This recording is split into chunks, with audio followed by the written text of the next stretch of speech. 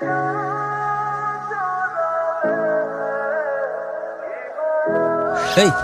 কে রে? কোন মেয়েটা? আরে ওই যে মাঝখানেরটা। ওর নাম হচ্ছে নাজিয়া, কলেজে নতুন অ্যাডমিশন নিছে। তুই চিনিস কিভাবে? তোর পরিচিত কেউ নাকি? আগামী 1 মাস সিনিয়রদের কাজই তো হচ্ছে কোন ডিপার্টমেন্টে সুন্দরী মেয়ে অ্যাডমিশন নিচ্ছে সেটার খোঁজ খবর রাখা। শাবাশ, great job man, I like it. তুই না আজকে কাকে চিঠি দিবি? চিঠিটা আমাকে দে, আমি দিয়ে আসছি। তুই দিয়ে আসবি দোস্ত? হ্যাঁ। এই না হলে বন্ধু। ওই টাইম পাসটা নাকি? হ্যাঁ বুঝছি দে। তোমাদের ভিতরে নাজিয়া কে? জি আমি। আচ্ছা, তো তুমি নাজিয়া। এই, তোমার কি লজ্জা শরম বলতে কিছু নাই? তবে মাত্র কলেজে আসছো আর এর ভিতরে সিনিয়রদের চিঠি দেওয়া শুরু করছো। এই, তুমি ভাবলে কি করে? চেনা নাই জানা নাই হুট করে তুমি আমাকে প্রপোজাল পাঠাবা আর আমি অ্যাকসেপ্ট করে নিব, এতই সোজা? নিজেকে কি ভাবো? একটু সেজেগুজে কলেজে এন্ট্রি নিবা, মুস্কি হাসি দিবা আর অমনি সিনিয়ররা প্রেমে পড়ে যাবে। দেখুন ভাইয়া, আপনার কথা ভুল হচ্ছে। ভাইয়া? এই, আমি কারো ভাইয়া না। আজকে ভাইয়া, দুদিন পরে ভাইয়া থেকে ছাইয়া, তাই তো? তোমাদের মতো মেয়েদেরকে না আমার খুব ভালো মতো চেনা আছে। হ্যাঁ, এই ভুলটা যেন দ্বিতীয়বার আর পুনরাবৃত্তি না হয়। বিষয়টা যেন কলেজের কেউ না জানতে পারে। কার জন্য ওয়েট করছো? আপনি আবার আসছেন? হ্যাঁ, আমি না ভেবে দেখো এইভাবে রিজেক্ট করে দিয়ে তোমার মন ভাঙাটা আমার একদম উচিত।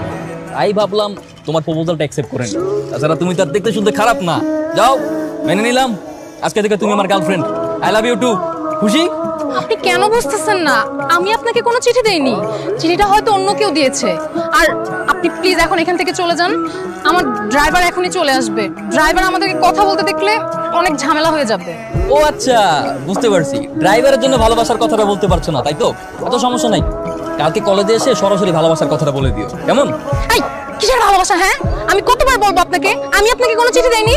আর শুনেন, আপনি কলেজে আমার সিনিয়র। কলেজ কিন্তু এখন ছুটি হয়ে গেছে। এখনো কিন্তু আপনি আমার সাথে উল্টাপাল্টা কিছু বলতে পারবেন না, তাহলে কিন্তু ভালো হবে না বলে দিলাম। আমি বুঝতে পারছি, আই আন্ডারস্ট্যান্ড। সুন্দর মেয়েদের মুখের উপর রিজেক্ট করে দিলে তার একটু মন খারাপ করে, তাদের রাগটা একটু বেড়ে যায়। সমস্যা নাই, মন ভালো করে দিচ্ছি। I am so sorry. খুশি? নাজিয়া, কি ব্যাপার? তুমি আমাকে কলেজের পিছনে ওয়েট করতে বলে নিজেই এখন ক্লাস করছো। তুমি কোন ক্লাসে? স্যার এক মিনিট, তুমি আমাকে বললা যে স্যারকে ওয়াশরুমের বাহানা দিয়ে আমার সাথে দেখা করতে আসবে। আমি তোমার জন্য আধা ঘন্টা যাবত ওয়েট করছি। এইভাবে চলতে থাকলে আমি কিন্তু তোমার সাথে রিলেশন কন্টিনিউ করতে পারবো না। I am really so sorry. Nazia, stand up.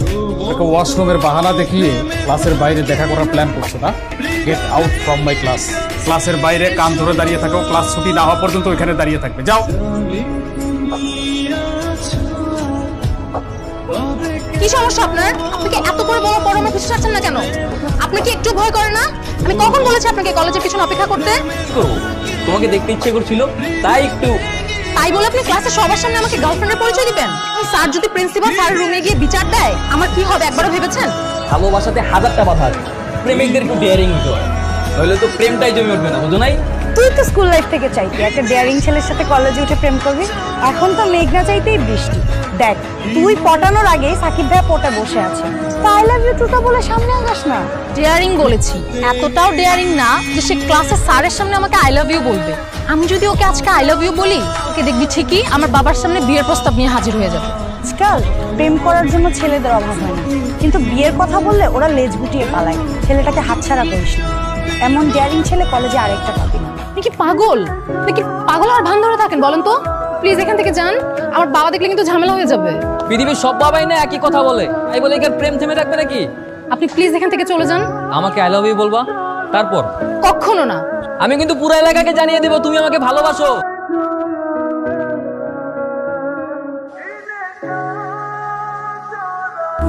I love you.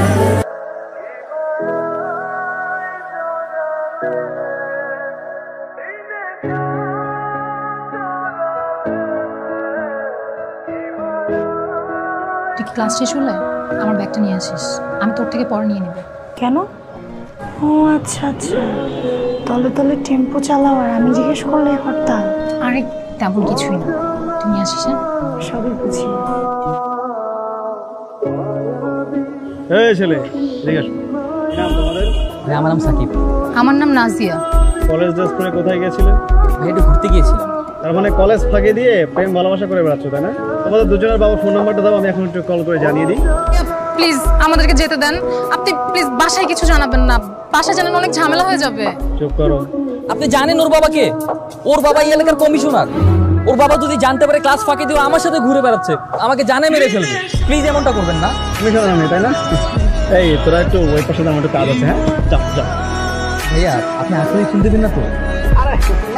ভাইয়া আমার না একদমই বিশ্বাস হচ্ছে না। প্লিজ একটু ইনফিল করেন। হ্যাঁ হ্যাঁ যাও।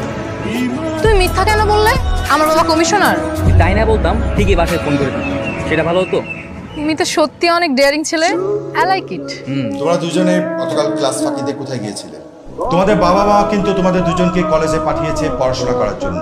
এটা পড়াশোনার জায়গা, প্রেম ভালোবাসা করার জায়গা না। তোমাদের গার্ডিয়ানকে আমি ফোন দিচ্ছি, যাও যে যার মতো ক্লাসে যাও। তোমার কলেজের প্রিন্সিপাল আমাকে ফোন করেছিল, তুমি নাকি আজকাল ঠিক মতো ক্লাস করছো না, আর তোমার কলেজ থেকে আমাকে যেন সেকেন্ড টাইম আর কোনো ফোন না দেয়। লেহেঙ্গাটা পরে নে। কিসের লেহেঙ্গা? তোর বিয়ের লেহেঙ্গা। আজকে রাতেই তোর বিয়ে হচ্ছে। মা আমি কোনো বিয়ে করতে পারবো না, তুমি বাবাকে গিয়ে বলে দাও।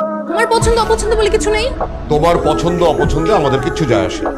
ওই ছেলেকে যদি এই বাড়ির আশপাশে কোথাও আমি দেখেছি, তাহলে ওর এমন অবস্থা করবো।